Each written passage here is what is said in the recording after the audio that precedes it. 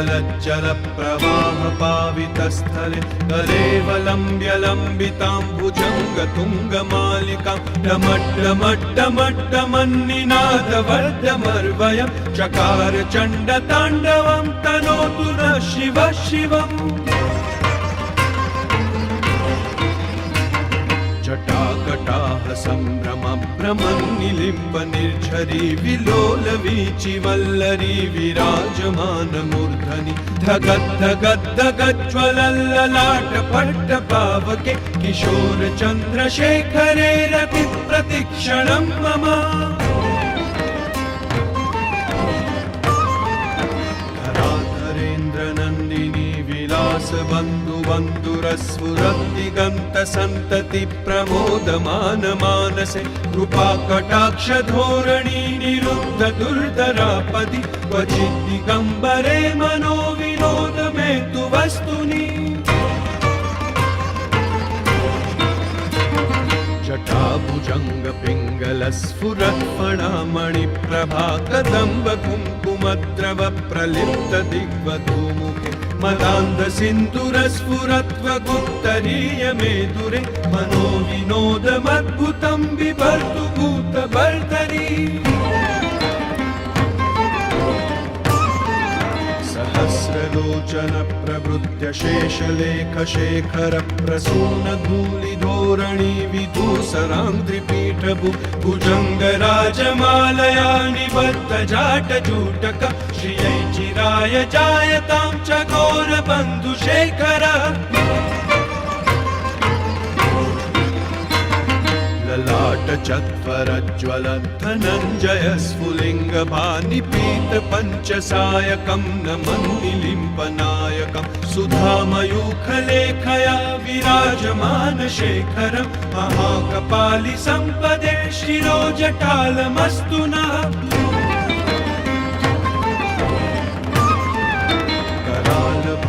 पट्टिका धगद्धगद्धगज्ज्वल धनञ्जयाहुतीकृत प्रचण्ड पञ्चसायके धराधरेन्द्र नन्दिनी कुचाग्रचित्रपत्रक प्रकल्पनैक शिल्पिनी त्रिलोचने रतिर्मम।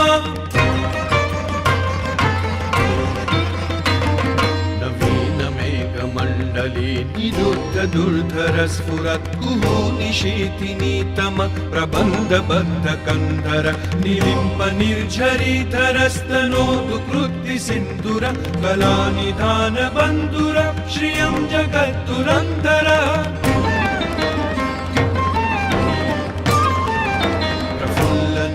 पंकज प्रपंच कालिम प्रभावलंबिकंठ कंदलीरुचि प्रबद्ध कंधर स्मरच्छिदं पुरच्छिदं भवच्छिदं मखच्छिदं गजच्छिदान्त कच्छिदं तमन्त कच्छिदं भजे। अगर्व सर्वमंगला कला कदम्ब मंजरी रस प्रवाह माधुरी विजृंभणा मधुव्रतं स्मरान्तकं पुरान्तकं भवान्तकं मखान्तकं गजान्तकान्धकान्तकं तमन्तकान्तकं भजे। जयध्वदभ्रविभ्रम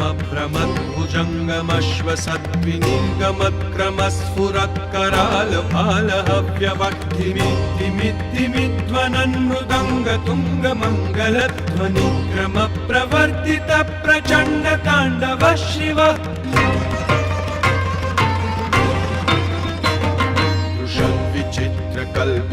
भुजङ्गमौक्तिकस्रजोर्गरिष्ठरत्नलोष्टयो सुहृद्विपक्षपक्षयो तृणारविन्दचक्षुषो प्रजामही महेन्द्रयो समप्रवृत्तिकः सदा सदा शिवं भजाम्यहम्।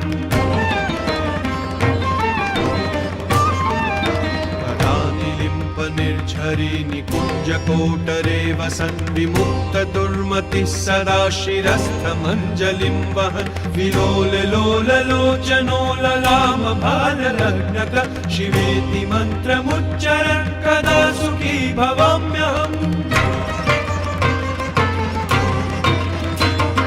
इमं हि नित्यमेव मुक्त नित्यमुत्तमोत्तमं स्तवं पठन् स्मरन् ब्रुवन् नरो विशुद्धिमेति सन्ततं हरे गुरौ सुभक्तिमाशु याति नान्यथा गतिं विमोहनं हि देहिनां सुशङ्करस्य चिन्तनम्